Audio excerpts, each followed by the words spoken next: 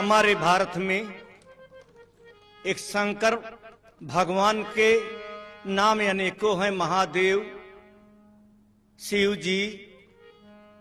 आज सारे विश्व में जेकर चर्चा बा, उन्हीं से एक कथा आपके सामने पेश बा, जरा ध्यान देना। एक शायर बदोलाइन, हाय मांगा था वरदान द्रोणा की पत्नी, विष्णु सुत बन दूध पीना पड़ा था। मांगा था वरदान रानी के कई, दशरथ दे बर दर्द सहना पड़ा था। मांगा था वरदान सती सावित्री, यमराज के स्वयं झुकना पड़ा था। मांगा था वरदान शिव से पुजारन, तूफानी सब पूर्ण करना पड़ा। भैया यही पर एक गजल का टुकड़ा बा।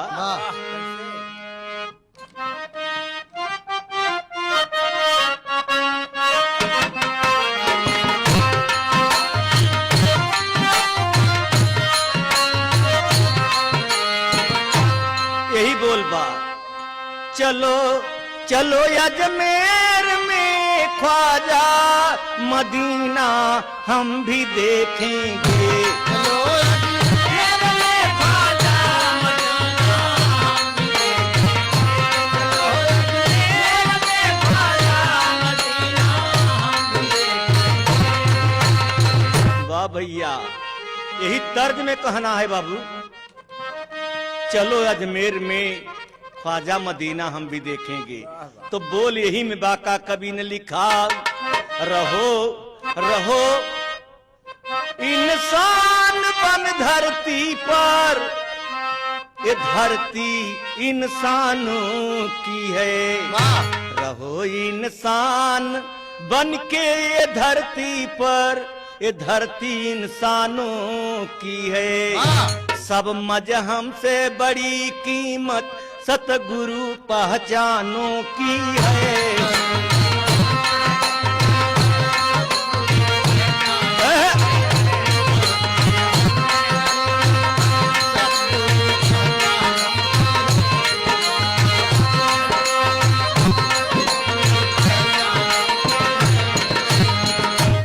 भैया कवि को लिखना पड़ा। आगे एक कथा कहाँ के है? उत्तर प्रदेश काशी नगरी बनारस। काशी नगरी जो तीनों लोक से भी न्यारी है। काशी नगरी जो तीनों लोक से भी न्यारी है, देवी देवता सबके प्राण से भी प्यारी है।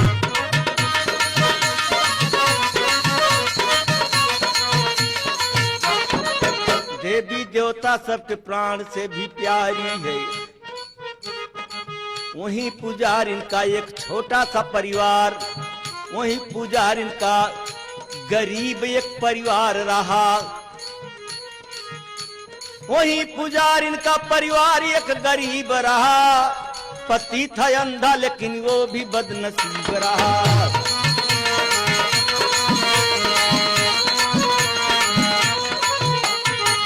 पति था अंधा लेकिन वो भी बदनसीब रहा।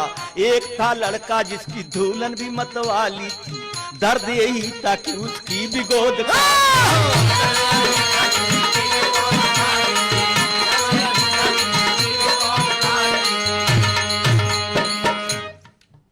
दर्द यही था कि उसकी भी गोद खाली थी। शिव का अर्चना पुजारिन किया करती थी, भोले के पूजन में रात दीना मरती थी।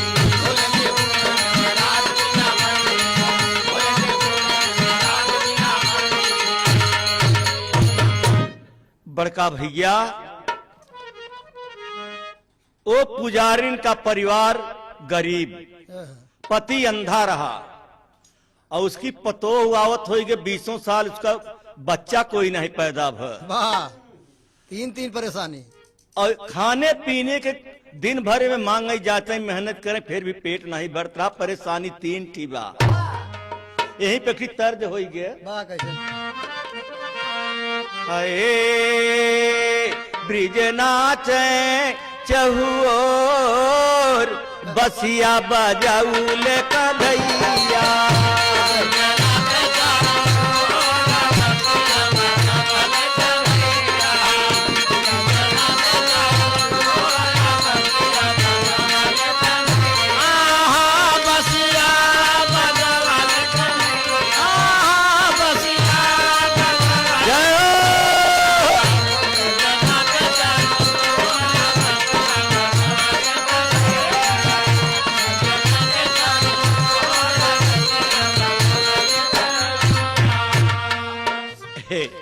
यही तर्ज में कहना बा, जब श्याम जी के बसुरी बजत रही तो सब सखी सब लोग नाच देत रहे।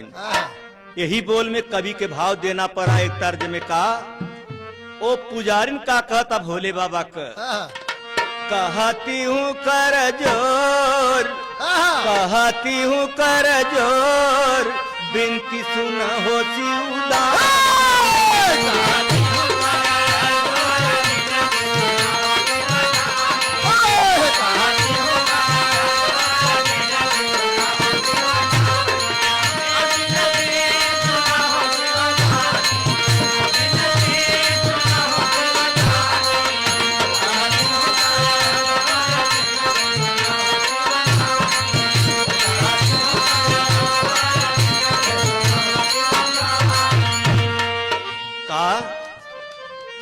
दुख प्रभु जी दुख सहन जाई,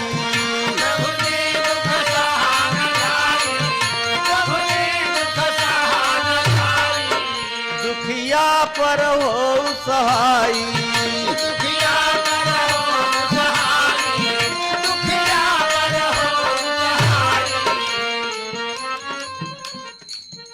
दुखिया पर भोले बाबा हम सुनी तो बहुत दयालु है ना आप। दुखिया पर हो सहाई, नैनन से बहेलोर, नैनन से बहेलोर, बिनती सुनो शिवदानी।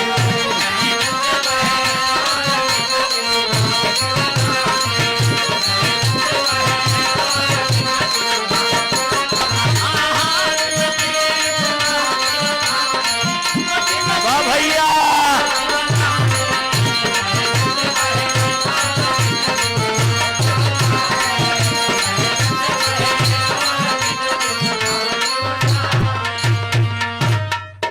शिव जी मेरा कष्ट हटाओ, शिव जी मेरा कष्ट हटाओ, शिव जी मेरा कष्ट हटाओ, मेरी उजरी बगिया सजाओ, उजरी बगिया सजाओ, उजरी बगिया सजाओ, प्रेमवा की लगी डोर,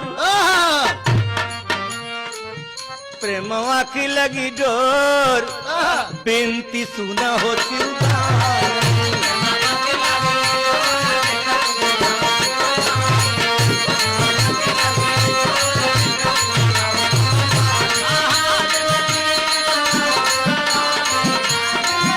जय हो, जागा हो भैया रे।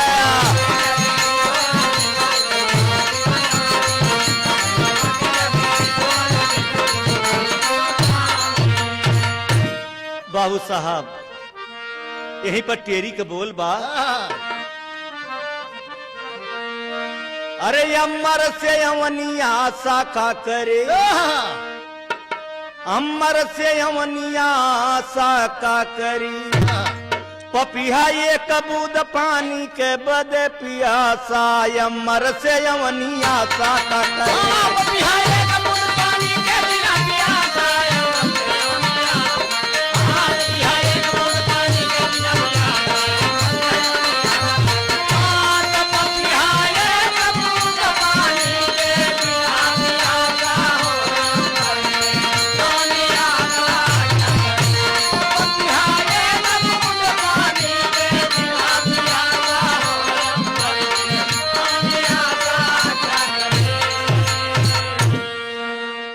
बुढ़िया वो पुजारिन सोच में रो रही है भोले बाबा का नाम लेके। अरे करुण पुकार किया जब पुजारिन, अरे करुण पुकार सुना जब भोला, शिव से रहा न जाई जी, खुशी भय भोले बाबा, पुजारिन डिगयाई जी, गिरिया चरण पर शिव के पुजारा, बिनती रही सुनाई जी,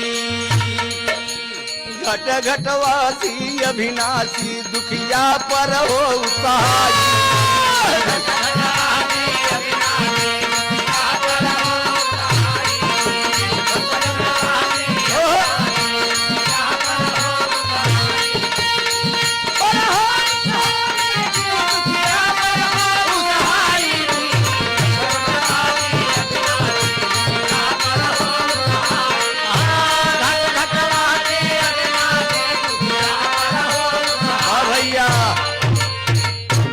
घट घटवासी अविनाशी दुखिया पर हो सहाई। भोले बाबा और पुजारिन से बोल दे, कहा बोले कि इतना दिना से तुम तपस्या कर रही हो, बिता ढेर दिन कर तपस्या, सुन ल भगतिन मेरी, मांगो एक वरदान पुजारिन जो इच्छा हो तेरी, अमर से अमनिया आशा का करे। अच्छा महाराज मांगब तब कहा एक वरदान देव तय मांग जोन मांगे कहो। वो सोचत है तकलीफ हमके तीन थी बा, हमार पति अंधा बा, पतोहू के लड़का नहीं बा, और लड़का कमाता पेट नहीं भरता, चली घरे कुछ जुआड़ बनई, पूछी पाछी केकर कार आई बा का मांगी। समस्या तीन थी मांगन बा एक वरदान का, तो कहना का बा, अरे शिव जी पुजारिन चली भवन के मन में लिए दिलासा, अमर से अमनिया का करे। चली भवन को मन में लिए दिलासा, अमर से अमनिया,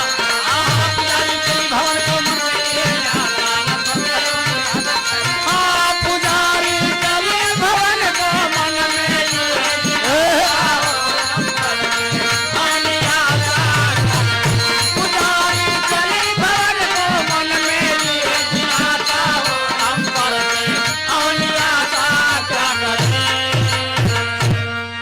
भैया।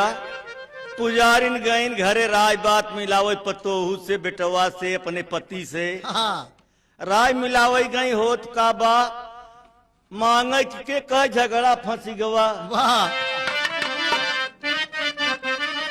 कर्ज का बा, कर्ज थी और भैया का, अरे पिया परदेसिया लौट के नहीं आए, पिया परदेसिया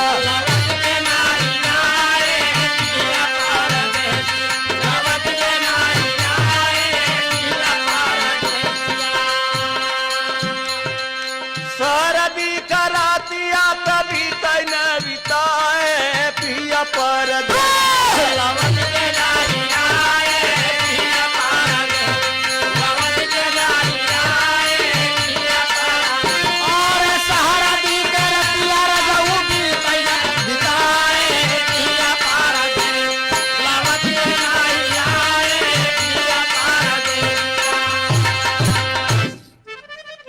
बाबू साहब इसी बोल में कहना बा, कहा अरे गैली झगड़ाई दूना, सासू और पतोहिया गैली झगड़ाई दूना, सासू और पतोहिया गैली झगड़ाई, सासू और पतोहिया गैली झगड़ाई, सासू और पतोहिया गैली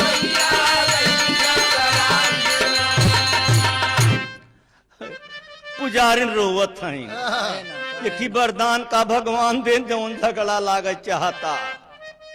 बुढ़ियवा कहत का बा हाँ। हाय भगवान हम तोहर दे बैसाखी मांगी धन दौलत की पति का मांगी अरे के करबानी मीत हम के करबानी दैया गैली झगड़ाई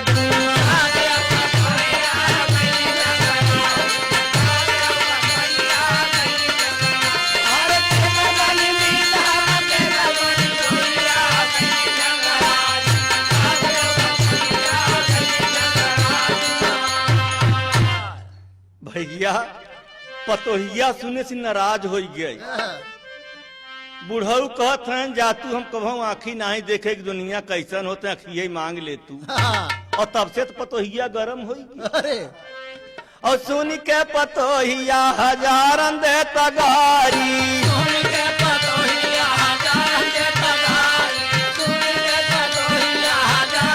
अब का करबे आँखी आय मारे के किनारी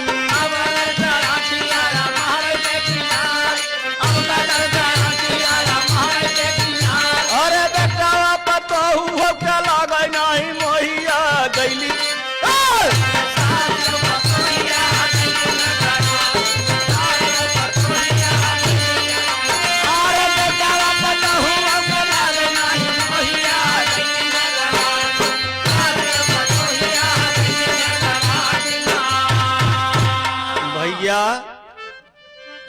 बुढ़िया बड़ी परेशान बा पुजारी के कहाँ हम फंस गए इत कुल लड़ी गए हैं बेटवा कहा तुम आई कुछ दिन कर खाए पिए के कुछ मांगते हम मर जाते नहीं पेट भरता बुढ़ाऊ कहा कुछ दिन कर तू अखिया मांग पतोहिया कहा कुछ दिन मांगा हमार हमके सब बझिनिया कहती मेरे दोस्तों कहना वो बूढ़ा कहत कहाँ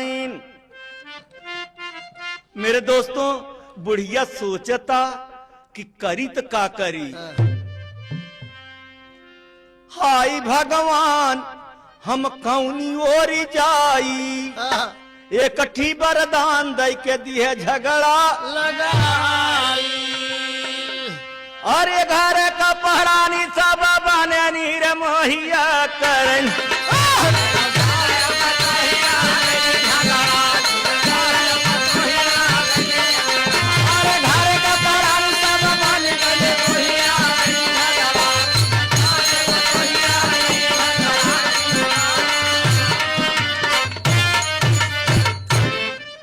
पुजारी रोवत हैं पुजारी दुखित हो रोवत हैं दुल्हन विदेशिया बराम समेत हाय भगवान ऐसन अवली समैया हो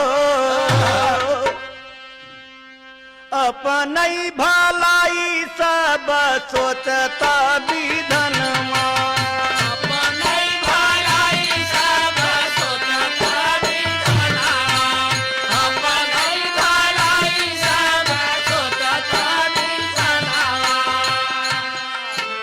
हंसी माजे धरवा में हमारी नवारिया हो एक वारी लाला एक मोरी मरसा जनवा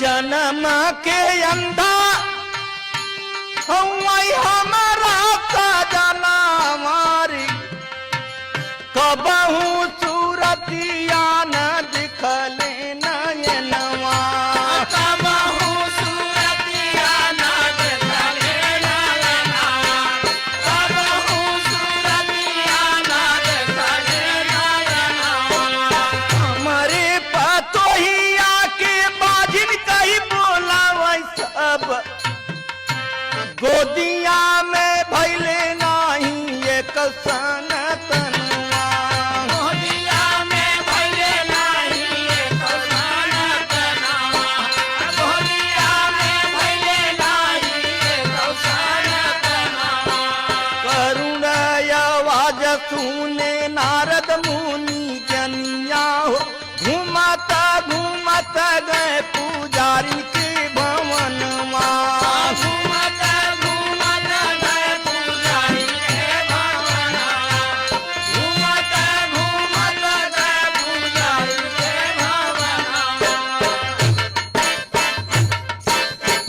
नारायण नारायण। ब्रह्म ऋषि नारद का बात है, काही झगड़ा भाई, काही रोवत हो, कहीं का कहीं महाराज हम कतऊ ला नहीं भय, इससे बढ़िया मौत हमार हो जाए, महाराज छुट्टी हो जाए। तब तकलीफ तीन थी बा, पति आंखी नहीं देखते, पतोहू के 20 साल हो गए, लड़का नहीं बा, और बेटवा मजदूरी करता पेट नहीं भरता, तीनों लड़ा है। भोले बाबा ढेर दिना पर खुशी भय देखी वरदान दे कहे न, और लड़ा है तीनों मिले। कहा मांगी? का मांगी, कैसे मांगी है, अकेला नहीं काम करता है। नारद ब्रह्म ऋषि ज्ञान देते हैं, वाह यही पे की तर्ज बा। कवन? कबो कबो माताएं बहिनाएं गावा करती, तारे नरियरवा का बारी ऊपर सोम देना लगाई दे।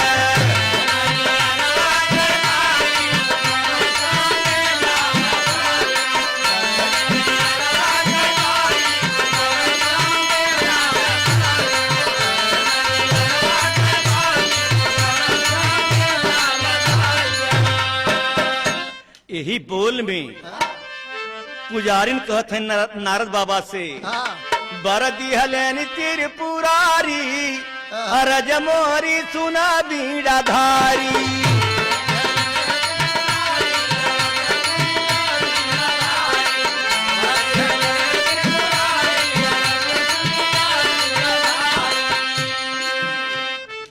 एक म्यान में एक तलवार हो,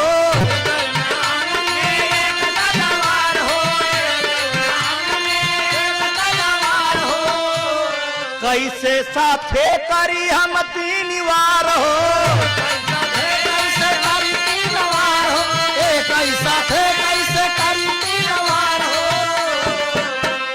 चिंता यह है बाबा भारी, यरज मोर सुना।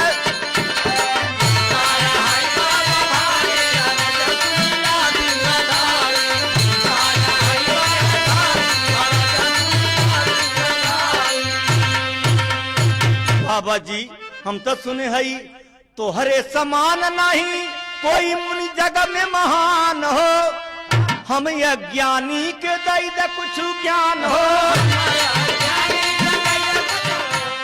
रोई लगी माँ तारी, अरज मोर सुना दिया भारी।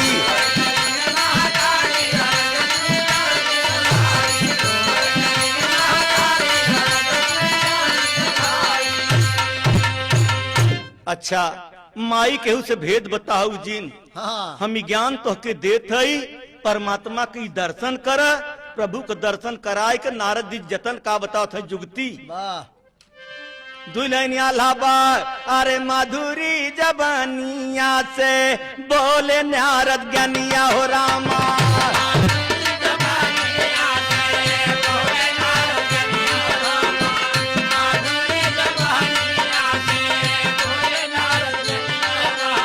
सुनी ले तू भगतिन तनि धरी के ध्यान, जवन ज्ञान कृष्ण जी बताए अर्जुन की, जान गए अर्जुन जी चलावे लागे बाण। जवन ज्ञान ध्रुव प्रहलाद पाए बचपन में,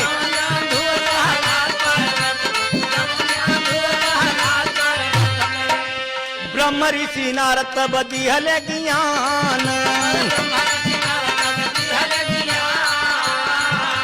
भेद न बताना किसी से मैया, बार बार तो से हम कही थे बयान। जा काम तो हर तीनों हो जाए, लेकिन केहू से भेद मत बताना। गाने का खीर बोल का बा, अरे कालिया खिली खिली गईली कुमिलाई के, खुशी भइले मोर घन घोर बान पाई के, खुशी भइले मोर।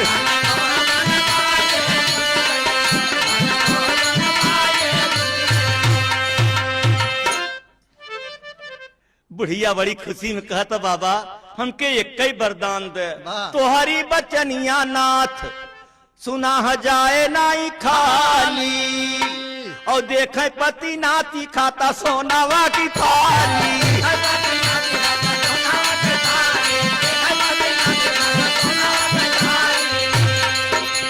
ये मत बोले अरे यो मस्त बोले बोले कहा मुस्काई के खुशी भई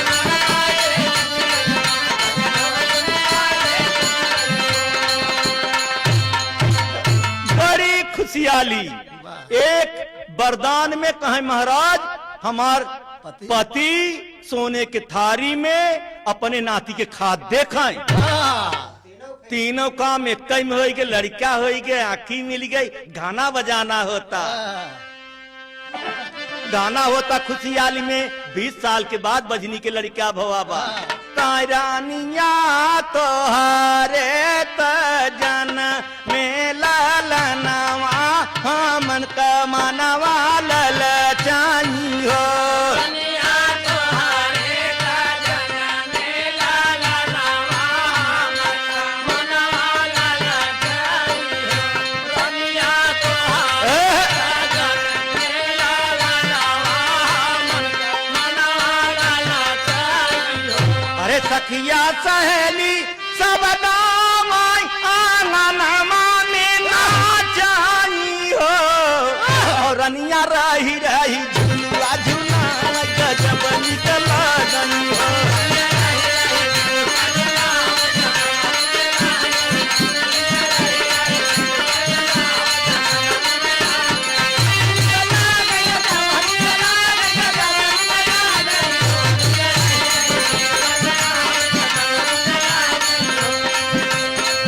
रनिया रनिया रनिया रही रही झूलुआ झूला वही की बबुआ निकला गई हो ललनवा निकला गई हो ना